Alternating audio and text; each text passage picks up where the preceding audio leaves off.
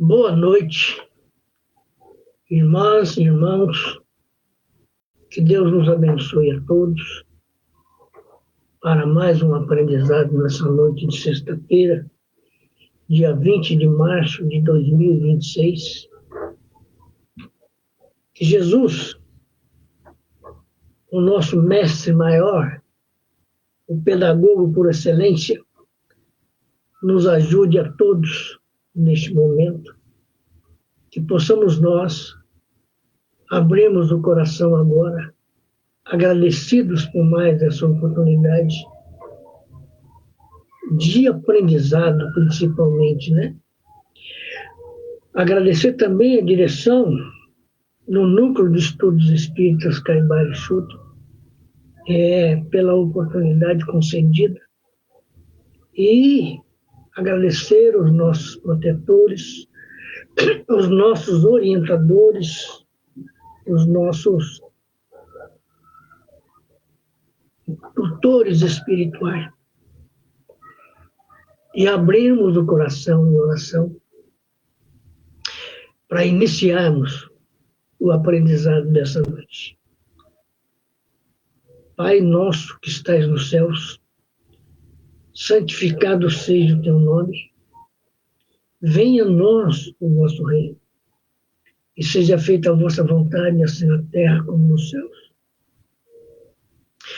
O pão nosso de cada dia dai-nos hoje, Pai. Perdoa-nos as nossas deficiências, na mesma medida em que aprendemos a perdoar as deficiências do próximo. E não nos deixeis cair em tentação, mas livrai-nos de todo mal, porque teu é o reino, o poder e a glória por todos sempre.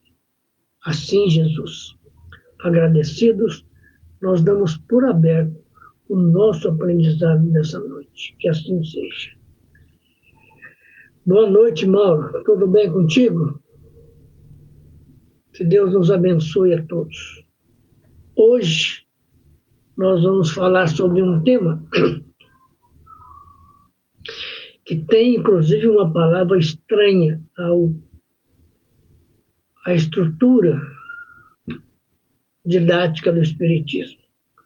O título é A Importância de um Curso de Psiconáutica. Se nós procurarmos o vocabulário espírita, nós não vamos achar esse termo. O que não quer dizer que ele vai ficar sem solução. Não. Apenas que não faz parte da estrutura da doutrina, né? Então, nós vamos ver, por exemplo, que essa psiconáutica vai nos levar a algumas situações que podemos fazer paralelo com a doutrina espírita. Boa noite, Dani. Tudo bem contigo? Então, vejamos bem aqui. Assim, o exercício da desimantação é outra palavrinha também, embora faça parte, pouco usada, né? A não ser o pessoal que trabalha com passe magnético, com desobsessão, né? A desmantação do desprendimento gerará recursos que facilitam o entendimento a respeito da morte, propiciando, além do túmulo, a continuação dos ideais de sabor eterno. Examinando a questão sob esse ponto de vista, alteram-se as estruturas do comportamento intelecto-moral do homem no mundo. Então, vejamos bem, o que é a desimantação? Segundo a doutrina espírita, a desimantação é um processo terapêutico, espiritual e magnético, utilizado para promover o desligamento ou a neutralização de energias negativas, miasmas, fluidos deletérios ou influências espirituais inferiores, que são aqueles que nós conhecemos como obsessores, que estão aderidos ao perispírito que é o corpo espiritual de uma pessoa. Aqui, nós vamos ver um pouco mais para frente os pontos chaves da desmantação, né? Mas vamos ficar com a questão da psiconáutica primeiro, né?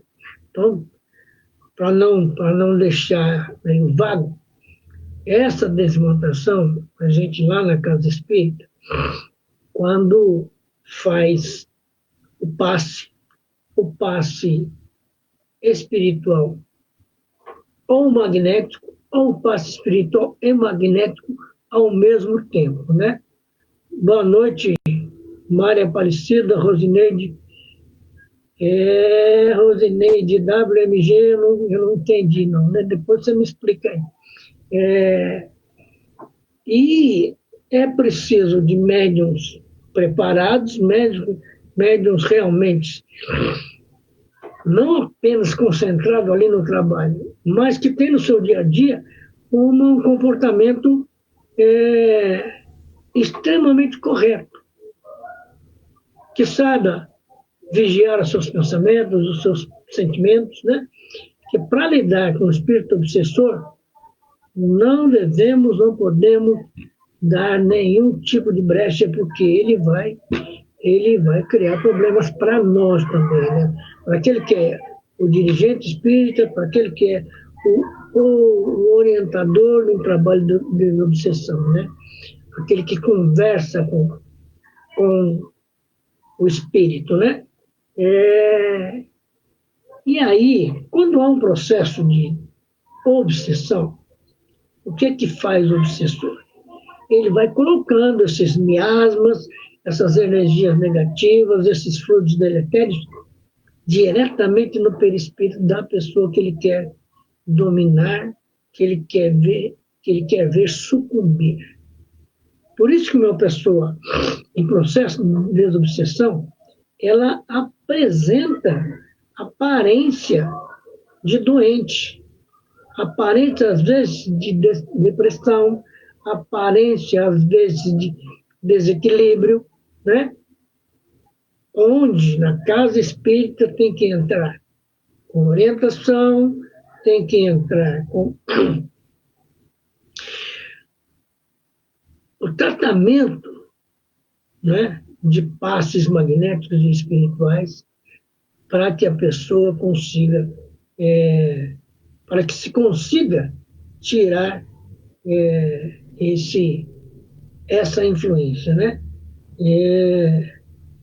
Mauro, você falou boa noite aqui e eu não respondi ainda. Boa noite, Mauro. Boa noite a todos.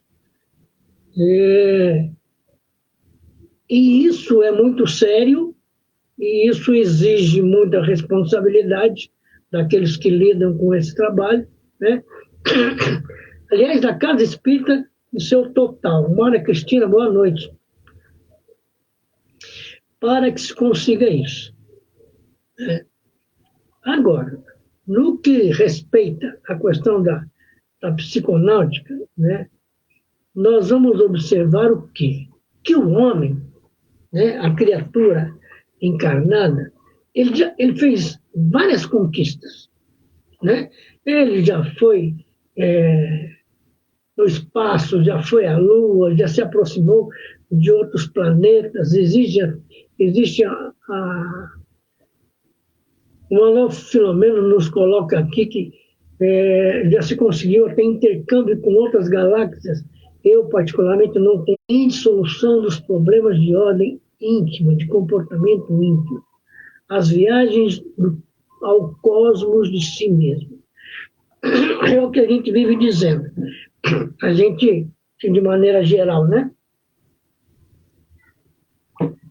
O homem desenvolveu muita tecnologia, mas não conhece a si mesmo.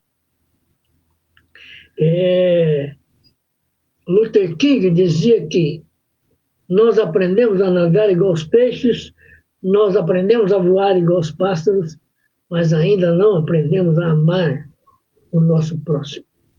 E isso tem um peso específico muito grande no nosso relacionamento de fraternidade com todas as pessoas.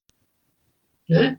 Então, é muito importante as conquistas no espaço, do espaço.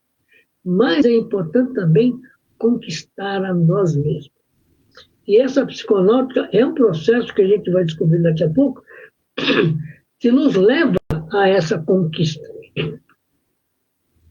Porque, vejamos, as vitórias que se conseguem na transcendência sobre valores temporais são bastante significativas. São muito importantes porque acompanha o indivíduo no seu eterno esforço de evolução, no sentido vertical do progresso, né? Então, a indagação principal que se deve fazer, né, que deve preocupar o homem, seria descobrir quem ele é. E, por extensão, qual a finalidade da sua vida aqui na Terra, a fim de postular de forma equilibrada a identificação do lugar para onde vai. E, se possível, também o lugar de onde vem. Por quê? A importância disso. Quantas pessoas, né, nessa nossa humanidade aqui, que vêm e voltam para o mundo espiritual sem noção de imortalidade. E isso, do ponto de vista da evolução, é extremamente negativo para os grupos sociais. Entende? Nós vimos, eu não vou me lembrar agora com detalhes, mas eu li sobre um acidente de um avião que caiu, né? E, por consequência, muita gente desencarnou nessa queda. E os socorristas tiveram trabalhos com as pessoas, ele com os espíritos desencarnados, recém-desencarnados, do tipo, eu não te conheço, não vou te acompanhar. Eu quero a minha mãe, eu quero meu pai, eu quero a minha vida, eu quero a minha família, e já desencarnado. Recente, mas já desencarnado. Como levar alguém que acabou de desencarnar, levar para sua casa? Como socorrer alguém, né, desencarnado no seu próprio lar? Não há como, né? Por isso que existem os socorristas para levar para os hospitais no mundo espiritual. E eu estou dizendo isso, por exemplo, porque eu sempre me lembro da questão das 700 mil pessoas que desencarnaram aqui no Brasil. Quais eram as condições evolutivas dessas pessoas? Quais eram as condições de lucidez? A grande maioria, com certeza, apoiada em religião. Ana Caroline, boa noite. Apoiadas em religião, esperando sentenças de juízo final, esperando mas diz que Jesus volte à Terra para salvar, né? Que não consegue entender a reencarnação. Imagina a condição psicológica que essas pessoas chegam no mundo espiritual, que vão perceber isso muito, muito, muito tempo depois, que estão no mundo espiritual, né? Então, se nós, isso aliás é uma tarefa do Centro Espírita. E, infelizmente, nesse tempo que o Espiritismo está no Brasil, o Espiritismo chegou aqui ainda, no Brasil colônia, se igrejificou o Espiritismo. Nós temos livros de doutrina espírita aí, compilados num único livro, desse tamanho assim, ó, e com figuras que o Michelangelo pintou, com figuras de santo. Isso é coisa de igreja, não é coisa de espiritismo, sabe? E eu me lembro, já comentei aqui uma vez, eu voltei à casa espírita que eu aprendi, E eu cheguei lá, tinha uma Bíblia do tamanho do mundo, em cima de um pedestal, e eu perguntei para minha amiga, mas o que está acontecendo com isso aqui? Ah, essa é a nova presidente, ela quer que seja assim. E isso acontece em muitas casas espíritas. O presidente quer que seja assim. Esse presidente não está respeitando as orientações doutrinárias. Então, imagina descobrir-se a si mesmo. E o Kardec coloca em obras póstumas, né, que eu acho sempre, Glória Novaes, boa noite, eu acho sempre importante estar salientando isso, que muita gente quer descobrir o que foi no passado, se foi rei, se foi rainha, né, se foi um grande intelectual, se foi um artista, mas ninguém quer saber se foi um simples sapateiro. Isso já demonstra a falta de humildade. Porque, primeiro que saber o que nós fomos no passado, o que adianta para nós hoje? Pode até complicar a nossa estrutura psicológica, emocional, moral. Sabemos, por exemplo, que tínhamos muito dinheiro no passado. E hoje estamos vivendo na maior simplicidade. Simplicidade do ponto de vista do poder aquisitivo, isso vai interferir, vai mexer com a cabeça da gente. Então, não é importante. É a mesma coisa. Ah, Chico Xavier foi Allan Kardec. Eu, particularmente, não concordo com isso. Mas não é o caso agora, né? E,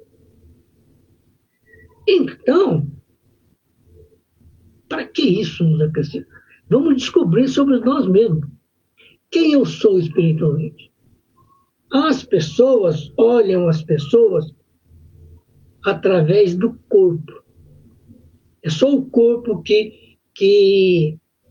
como é que eu digo, é a referência. Mas e a alma? Então, para conhecer uma pessoa além do corpo, né, tudo bem, Glória Novaes, fique tranquila. Para conhecer uma pessoa além do corpo, né, é preciso observar a sua personalidade, os seus sentimentos, as suas emoções, aquilo que ela gosta em termos de intelectos e morais, né? Os seus hábitos. Aí estaremos a caminho disso. Mas conhecer, como ele diz aqui, ó, a indagação principal que deveria preocupar o homem seria descobrir quem ele é. Isso ia ajudar muito, muito grande, desde que essa descoberta seja feita com lucidez, com lógica, com humildade, com simplicidade e objetividade. Ah, eu fui um juiz na França. Ah, eu fui um artista na Inglaterra. Você foi. No momento você não é. Por impositivos reencarnacionistas, você não é aquilo que já foi. Embora não tenha perdido nenhum dos aprendizados, nenhuma das conquistas intelectuais e emocionais, né, para reencarnar. Mas não tem como vestir novamente toda a estrutura psicológica e artista do que foi no passado para se apresentar hoje. Não tem como. Então, é o tipo da busca que não vai nos trazer nenhum resultado, né? Mas descobrir nós mesmos o que fomos, o que somos, para descobrir a finalidade da nossa vida aqui na Terra. Isso é muito importante, porque eu vejo, outro dia encontrei uma amiga que ela falou assim, Demário, eu fui espírita por muito tempo, mas o meu, como é que ela usou a expressão? O meu consolador não era consolador. o Deus máximo, né, permitiu que ela amasse agora só a Deus.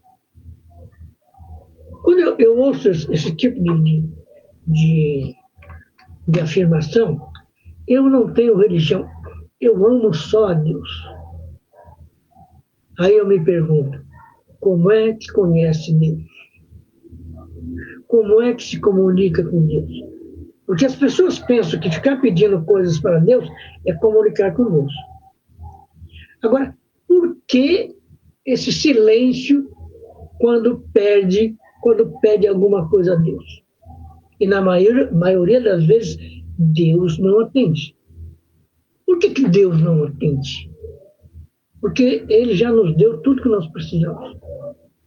Ele deu a oportunidade da vida, Ele deu um corpo com todos os recursos necessários, cérebro, visão, audição, né? 5 sentidos funcionando, e alguns, inclusive, têm o 6º sentido, que é a intuição, a mediunidade, né?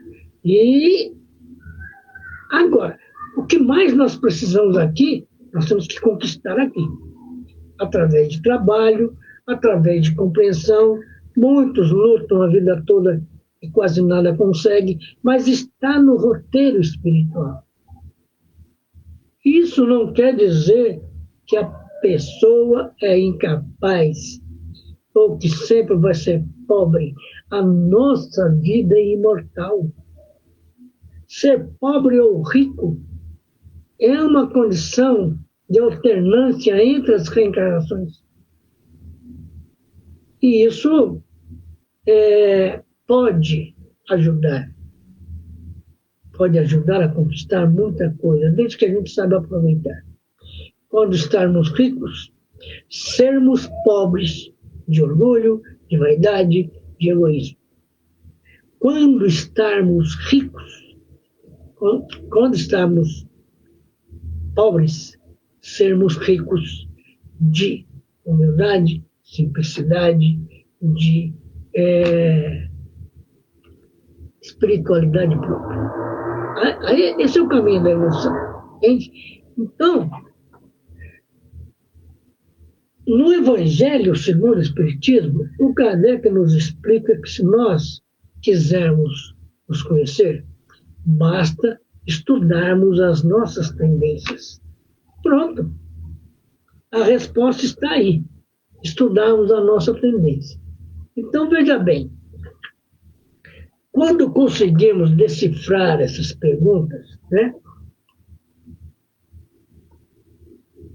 Para que serve a nossa vida aqui? Né? O que nós estamos fazendo aqui? Quem somos nós? Né? E por que estamos aqui? Quando a gente decifra essas perguntas, estamos iniciando automaticamente um curso de psiconáutica. Pela meditação e reforma moral. A danada da reforma íntima, né? Encontrando-se no ontem e compreendendo o hoje. Porque quando a gente analisa as nossas tendências, eu tenho tendências ainda desonestas. Eu tenho tendências ainda em desequilíbrio. Eu tenho tendências à simplicidade, à humildade. Eu tenho tendências ainda extremamente vaidosas. Estou me descobrindo. E aí por isso eu descubro o que é que eu estou fazendo aqui. Se eu tenho tendências à vaidade e estou na pobreza, a própria vida está controlando as minhas tendências. Entendemos isso? Então, é por isso que estamos iniciando um curso de psiconáutica, né? Vamos ver aqui a definição de psiconáutica.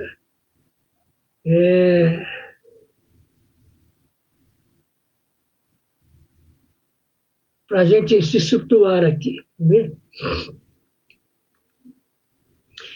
De forma geral, a psiconáutica é definida como a exploração de estados alterados da consciência para fins espirituais ou pessoais. Dentro da perspectiva espírita, essa exploração ocorre através de mecanismos naturais e morais, e não pelo uso de substâncias, como costuma ocorrer em algumas vertentes psiconáuticas modernas, né? Quando a pessoa recorre a determinados tratamentos, né, vão-se lhe aplicar algumas drogas para ele descobrir algumas coisas. Sendo que a terapia de vida passada pode nos levar a isso, a descobrir, através de desprender, como a gente viu, do corpo, e nos enxergarmos lucidamente, não pode ficar assim numa névoa, percebe uma coisa, percebe outra, e fica no vazio. Não, tem que ser lúcido o tempo todo. Como no livro Eu Sou Camilo Desmoulins, do Emílio Corrêa de Miranda, é um livro muito bom para entender essa questão da terapia de vidas passadas, né? E mostra esse amigo Desmoulins como um ativista político na França,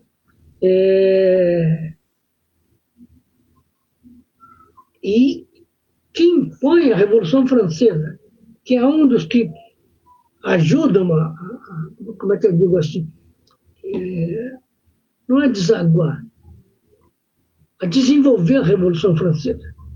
Porque os franceses, no determinado momento da sua história, estavam entregando a França para a Alemanha. Aí alguns intelectuais, alguns artistas, né, reagiram e conseguiram mudar as coisas e tomar a França da mão da Alemanha, né? Os alemães achavam até que, como? Estão entregando o país, né? Covardia existencial, né? E a psiconáutica é isso, é uma viagem no próprio cérebro, né? Que nos leva a conhecer a nós mesmos. Mas tem que ser natural, não pode ser a base de psicotrópico nenhum, né?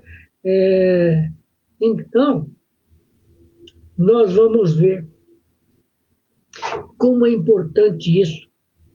E é preciso isso, por exemplo, dentro da casa espírita, é preciso ter gente qualificada com conhecimento, e que tenha também uma vida regrada, que tenha conduta que não seja 100% evangelizada, mas o máximo que se puder.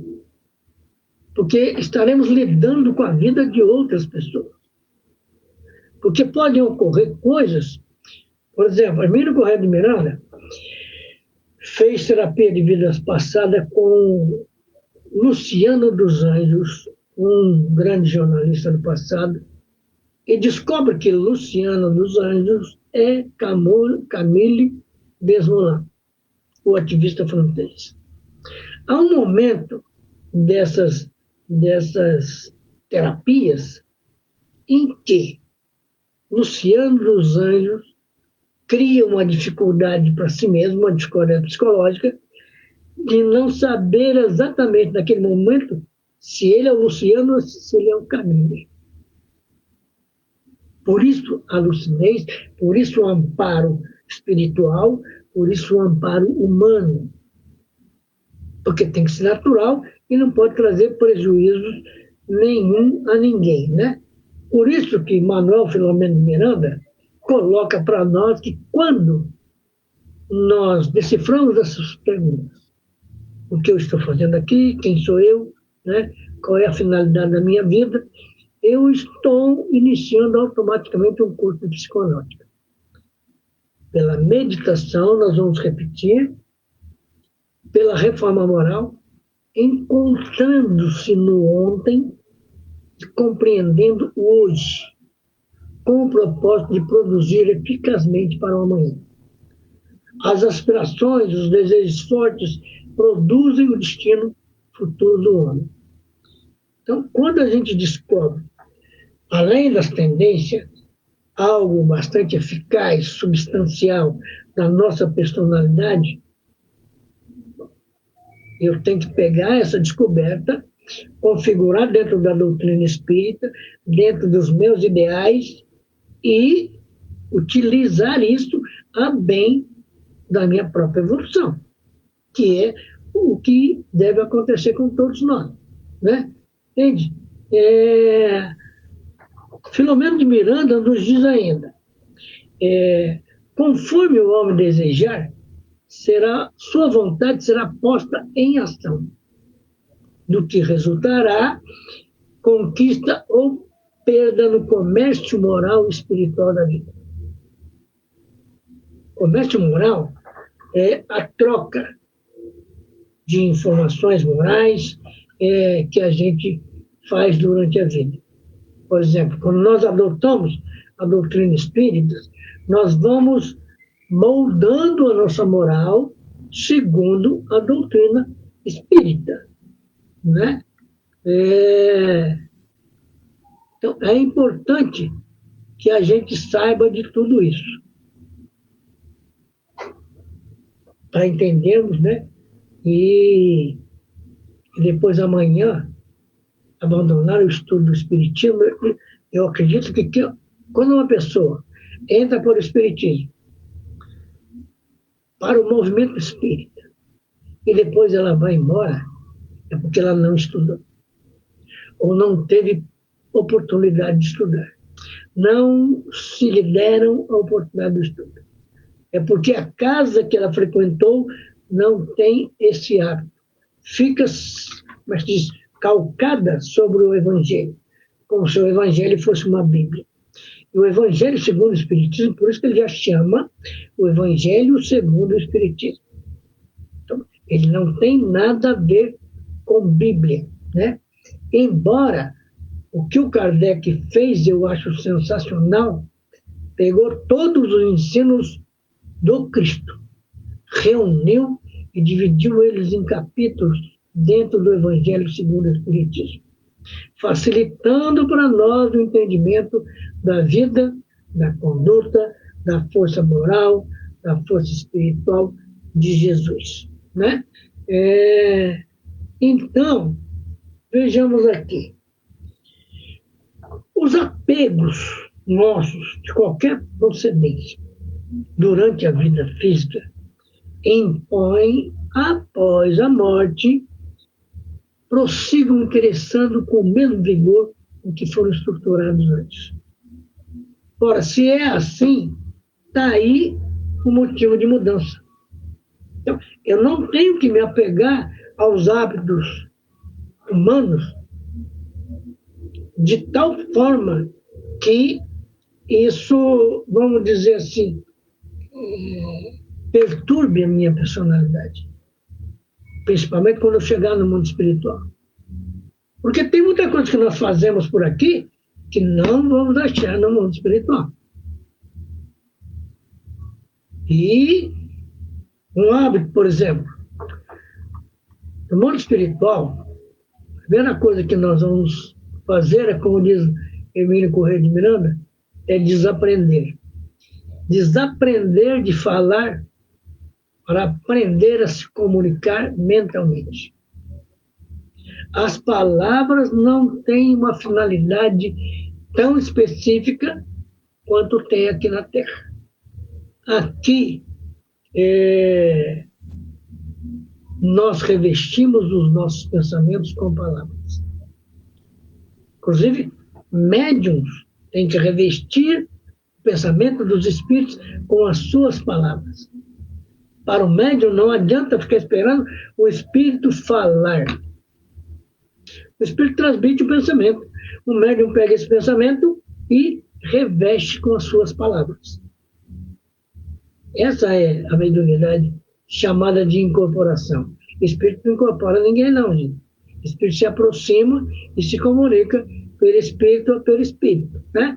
E no mundo espiritual, os nossos apegos daqui vão ficar pendurados no prego, para usar uma expressão nossa aqui, né? Porque não tem necessidade nenhuma.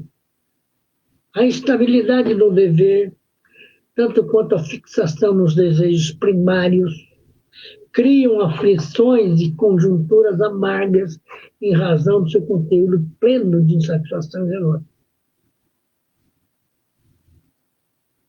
Então, nós vemos, por exemplo, muitos romances espíritas em que o espírito desencarna, a primeira coisa que ele busca é a mãe. Sabe? Eu gosto da minha mãe, eu amo a minha mãe, mas eu não posso deixar criar essa dependência de maneira nenhuma. Até porque, quando a gente chegar no mundo espiritual e ganhar lucidez, nós vamos descobrir que o papai, que a mamãe, que os irmãos, que as irmãs são amigos espirituais. Que não há parentela espiritual como existe na Terra. A parentela no mundo espiritual se dá através de afinidade, de conhecimento, de moralidade. Agora, as famílias aqui, todas têm uma estrutura moral, intelectual, idêntica. Os filhos, quantos filhos que estão extremamente evoluídos e o pai é atrasado?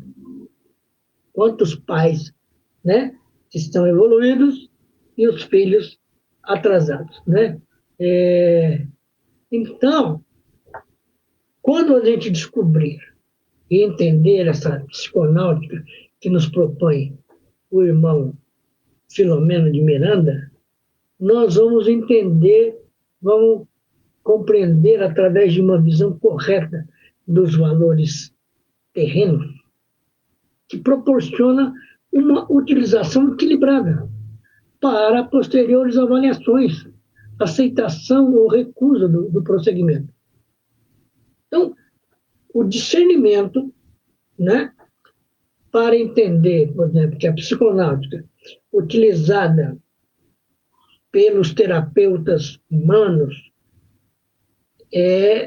tem uma conotação porque usam de substâncias. A psiconáutica, entre aspas, utilizada no centro de espíritas, e eu digo, vou sempre dizer entre aspas, porque não faz parte nem do vocabulário espírita, mas é um comportamento que nós utilizamos. Quando a gente tenta fazer o tratamento de obsessão, nós estamos utilizando essa psiconáutica. A viagem na mente, a nossa viagem mental para nos descobrirmos. O obsedado, por que o espírito vai dominando? Porque ele faz essa viagem. E aí ele encontra com seus relacionamentos anteriores. E sofre todas as consequências que ele já tinha sofrido quando em vida com essas criaturas. Aí aqui, reencarnado novamente, ele faz essas viagens por indução do obsessor. E, como ele desconhece, ele vai sofrendo, até encontrar uma casa espírita, como é que se diz, que segue os ensinamentos do Cristo, que estuda realmente o Espiritismo, né? Vai entender, né? E vai praticar a desobsessão da maneira mais lógica e caridosa possível, né? Então, a doutrina espírita não possui um conceito oficial ou técnico para a psiconáutica, não possui. Esse termo é comumente associado à navegação na mente, frequentemente através de estados alterados de consciência ou o uso de substância. O que quer dizer que, por exemplo, uma pessoa que usa algumas drogas que nós conhecemos aí, entre elas a cocaína, ele entra num estado alterado de consciência.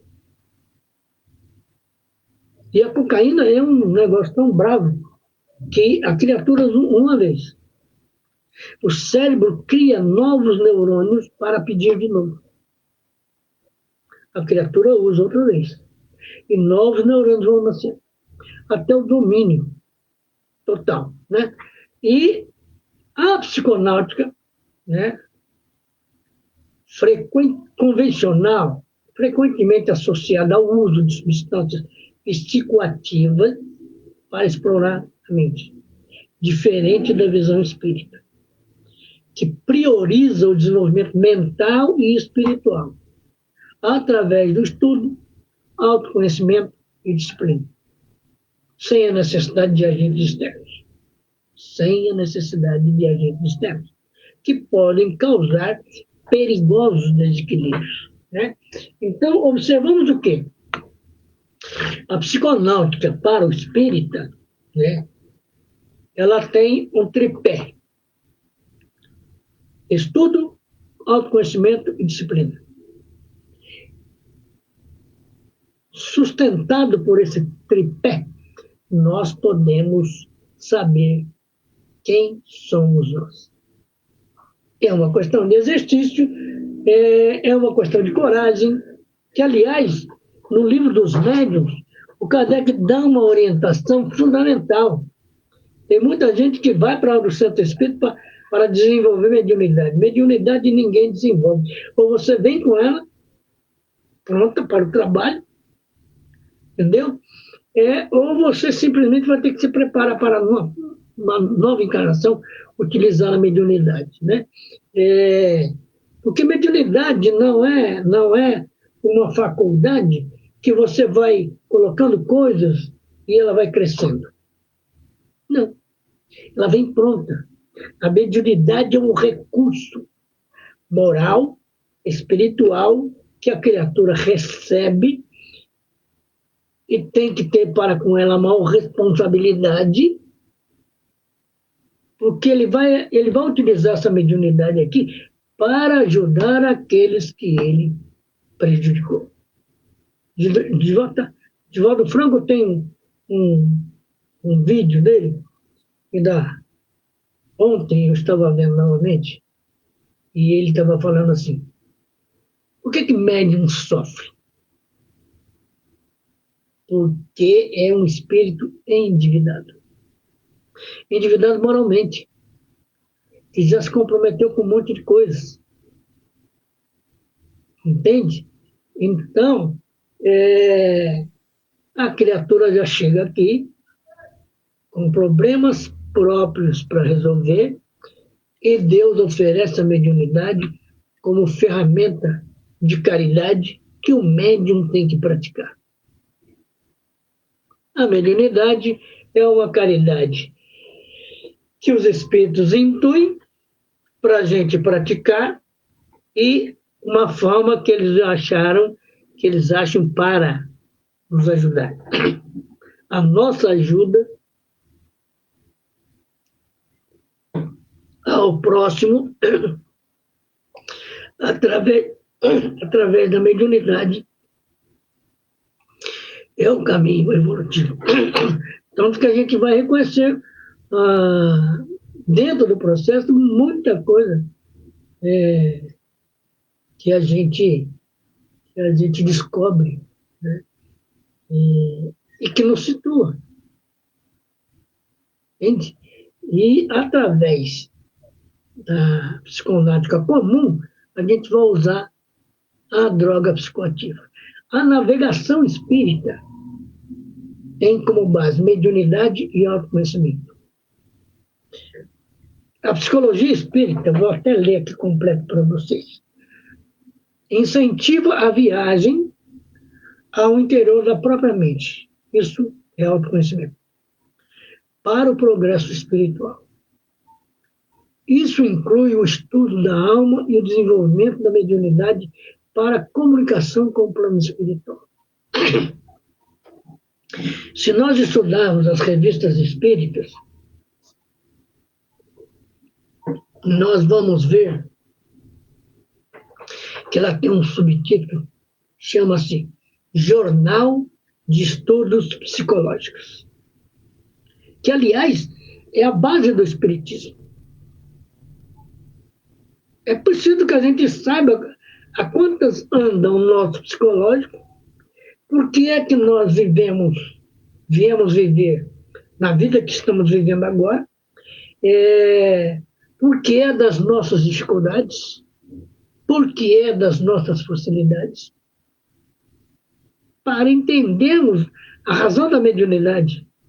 Por que a mediunidade nos coloca frente a frente com desafetos e, às vezes, até inimigos? É importante, sabe? A gente às vezes, como é que se diz?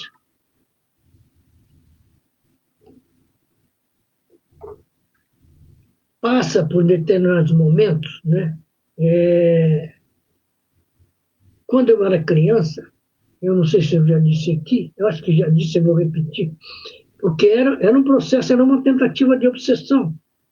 Toda noite eu levantava para urinar, o nosso banheiro era do lado de fora da casa, e eu sempre encontrava alguém, e era sempre a mesma criatura, que vinha me apavorar, que me obrigava a voltar correndo para dentro de casa. E imagina, uma criança, né, por volta de 8, 9 anos de idade, e como se diz, a tranca, porque era uma tranca, não era fechadura, né? Era simplesmente um pedaço de ferro que entrava assim, ó, e trancava a porta, por lá de dentro. E eu tinha que segurar a porta e, ao mesmo tempo, tentar trancar, porque o espírito estava forçando a barra. Porque nós dois estávamos no mundo espiritual. E eu sofria muito com aquilo, né? Até que vieram outras fases da vida, a escola, essa coisa toda, isso diminuiu, né? Então, o médium tem vamos dizer assim, esses episódios na vida. Depois, a doutrina espírita chegou, né? Eu não me esqueço jamais, primeiro transmediúnico que eu tinha, que se é que se pode chamar aquele transmediúnico, que eu gritei mais igual um desequilibrado, de medo, né? Eu tinha por volta de 20, 21 anos de idade, né? E eu me lembro que manifestou um tio meu, falou assim, por que você está com medo? Eu preciso que você me ajude. Caramba, desse jeito? Mas eu não, como é que diz? Naquele momento, eu não consegui discernir o que realmente estava acontecendo.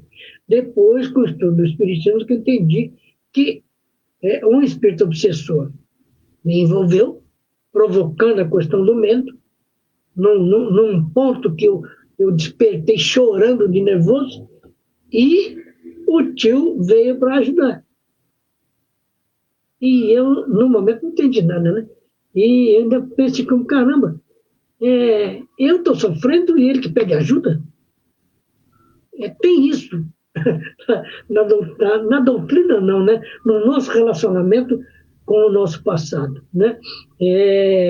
Graças a Deus isso passou. Eu sofri muito tempo, mas eu não reclamo desse sofrimento não, porque me ajudou muito a estudar, a entender, procurar saber o que era, né? Então, o desdobramento, Jesus amado, a gente fala tanto que já falta 10 para as 9. O desdobramento espiritual, que é a chamada viagem astral, o Espiritismo reconhece o desdobramento ou emancipação da alma. onde o espírito pode separar parcialmente do corpo durante o sono ou coma, viajando no mundo espiritual, o que é visto como um processo natural e não uma indução artificial. Isso é natural. Acontece alguma coisa, por exemplo, em várias desencarnações que teve no grupo familiar, eu fui ao mundo espiritual, sabe? Conversar com ele, com aquele, com a mãe, sabe? E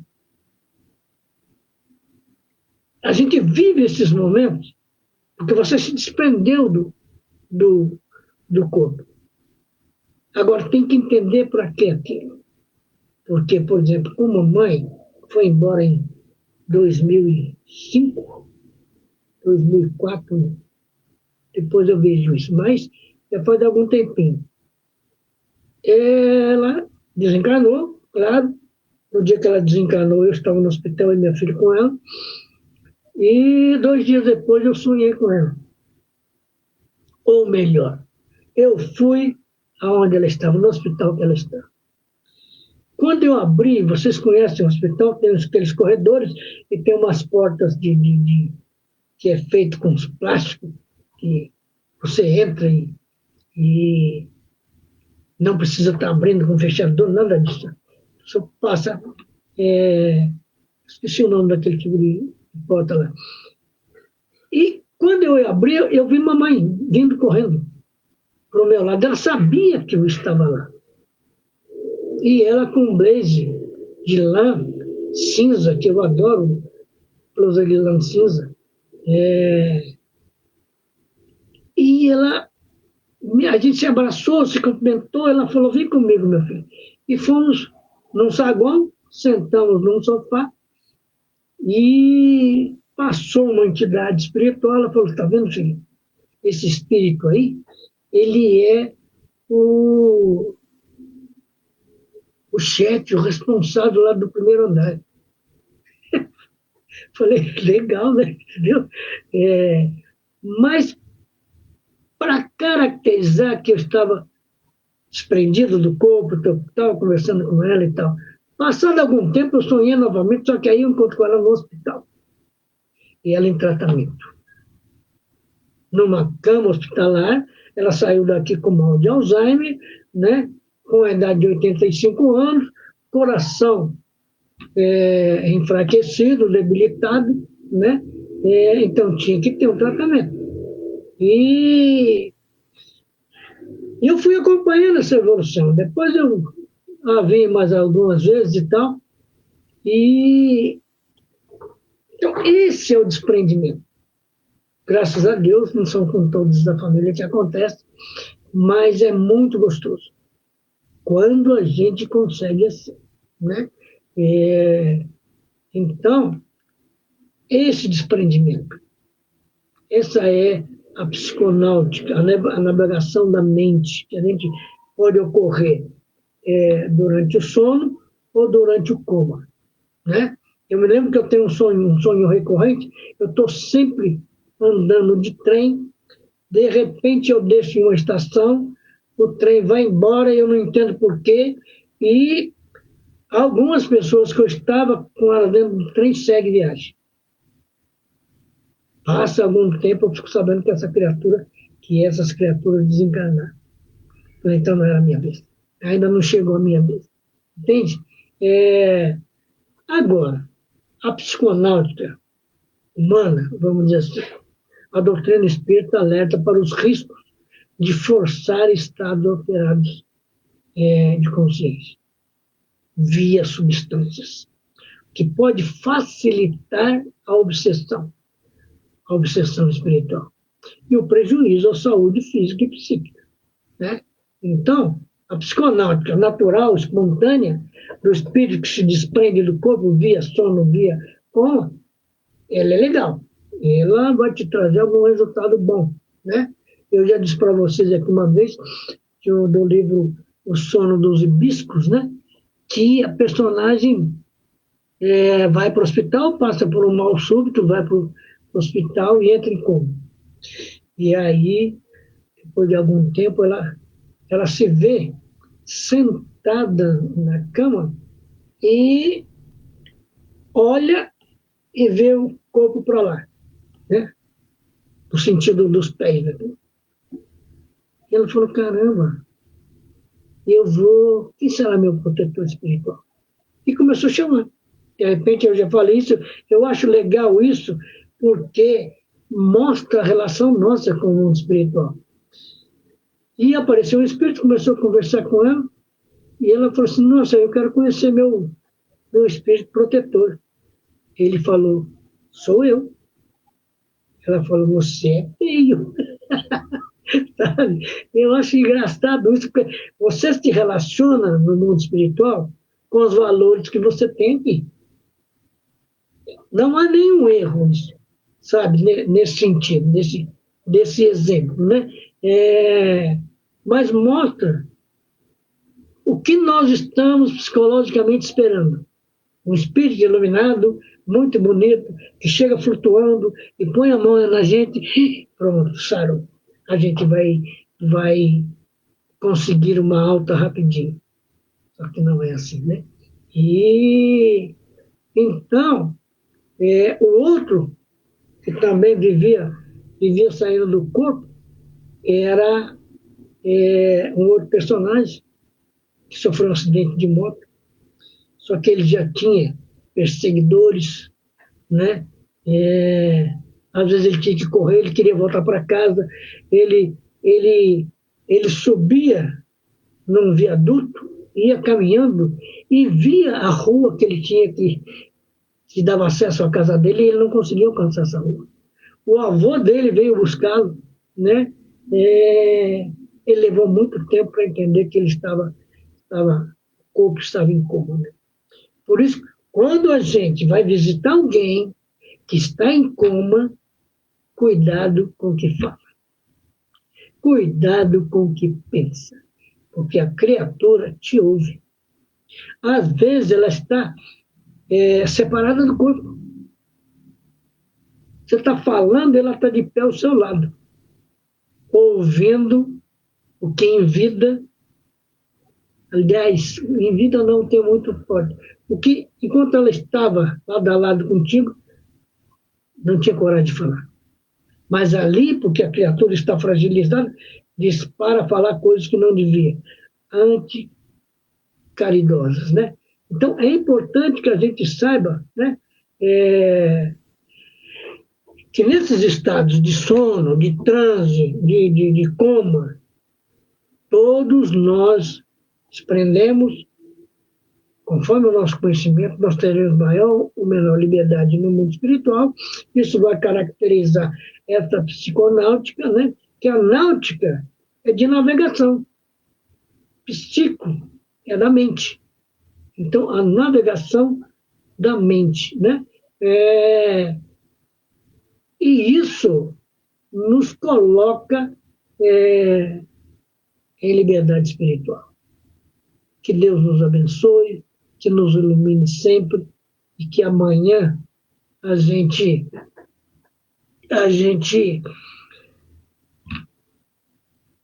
continue nesse estudo, nesse aprendizado.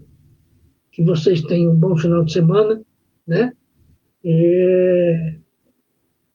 Com saúde, com paz, com alegria, né? Sempre lembrando que agora que a gente sabe que essa psiconáutica é uma viagem interior, cuidemos, né? Dessas escapadelas. Podemos dar essas escapadelas, mas alimentemos essas escapadelas de luz, de discernimento, de coragem, de conhecimento. Que Deus abençoe a todos. Vamos elevar o pensamento ao Pai e a Jesus para encerrarmos esse aprendizado hoje. Mauro, Maria Gomes está dizendo aqui que quer entrar no grupo. Você está aí ainda? Eu acredito que sim. Dá uma olhada, ele vai te explicar, Maria Gomes, beleza? Elevemos então o pensamento aos céus. Aí, Maria Gomes, o Mauro já colocou por telefone. Pai nosso que estais nos céus, santificado seja o vosso nome, venha a nós o vosso reino, e seja feita a vossa vontade, assim na terra como nos céus. O pão nosso de cada dia dai-nos hoje. Perdoa-nos, Pai, as nossas dívidas, em medidas iguais a que perdoamos as dívidas do próximo. E não nos deixeis cair em tentação, mas livrai-nos de todo mal, porque teu é o reino, o poder e a glória por todo sempre. Assim, agradecidos a Jesus, agradecidos a Deus, agradecidos à direção espiritual do Núcleo de Estudos Espíritas Caibar e Chuto, agradecidos aos nossos tutores e protetores espirituais, nós damos por encerrado o nosso aprendizado de hoje. Isso, Maria Gomes, dá lá uma olhada lá, que você vai achar os caminhos. Que Deus te ampare e te ilumine sempre.